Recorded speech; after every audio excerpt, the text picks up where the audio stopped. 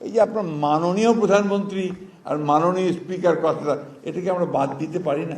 খবরের কাগজের একটা রিপোর্ট দেখে যে একটা জরিপ সংস্থা তারা জরিপে লিখেছে যে বাংলাদেশের তরুণরা মাত্র শতকরা 1.87% যারা রাজনীতিতে আগ্রহী। তো এটা আমার জন্য একজন রাজনীতিবিদ হিসেবে খুব একটা ভালো সংবাদ না। তারপরে আজকে এখানে এসে অবশ্য আমার আশা বেড়েছে। আমরা লিবারেল ডেমোক্রেসিতে বিশ্বাস করি। আমরা বিশ্বাস করি যে আমার কথা বলার স্বাধীনতা থাকতে হবে, তোমারও কথা বলার স্বাধীনতা থাকতে হবে, এবং এটাই হচ্ছে উপযুক্ত একটা ডেমোক্রেসি। বাংলাদেশের দুর্ভাগ্য যে বাংলাদেশি গণতন্ত্রটা চর্চা হয়নি, এবং এটা বোধহয় সম্ভবত লিগেসি অফ পাকিস্তান পলিটিক্স থেকে এটা এখানে হয়নি।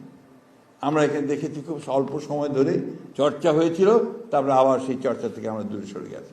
আমার দুই দলের বিতর্ক শুনে খুব ভালো লাগছিল। তো একটা আমার আপত্তি আছে, এই যে আপনার মাননীয় প্রধানমন্ত্রী আর মাননীয় স্পিকার কথাটা, এটাকে আমরা বাদ দিতে পারি না।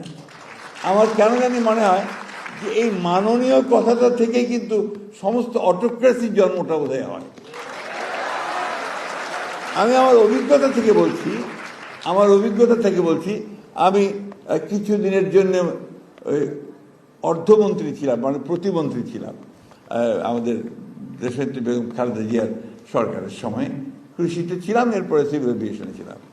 তো আমি যখন ঢাকার বাইরে যেতাম তখন আপনার প্রথমে সার্কিট হাউসে গেলেই ওখানে একটা পুলিশের কন্টিনজেন্ট একদম চৌকসভাবে দাঁড়িয়ে বিরাট একটা গার্ড অফ অনার দিত, আর সঙ্গে সঙ্গে আমার মনে হচ্ছে যে আমি একটা কেটা একটা বিরাট কিছু, যে আমাকে আপনার সেলুট দেওয়া হচ্ছে।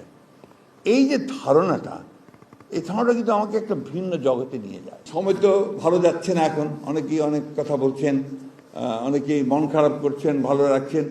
আমি সবসময় খুব আশাবাদী মানুষ, বয়স আমার অনেক, কিন্তু আমি আশাবাদী মানুষ। আমি মনে করি যে এর পরে ভালো সময় আসবে, আরও ভালো সময় আসবে, এবং আমাদের এই ছেলেরা যারা আজকে এত চমৎকার অনুষ্ঠান করছে, এত চমৎকার চিন্তা করছে, এত চমৎকার ভাবছে দেশ নিয়ে নিজেকে তৈরি করার জন্যে, সেখানে নিঃসন্দেহে আমার ভবিষ্যৎ অত্যন্ত ভালো। আমি ভবিষ্যৎকে ব্রাইট দেখি।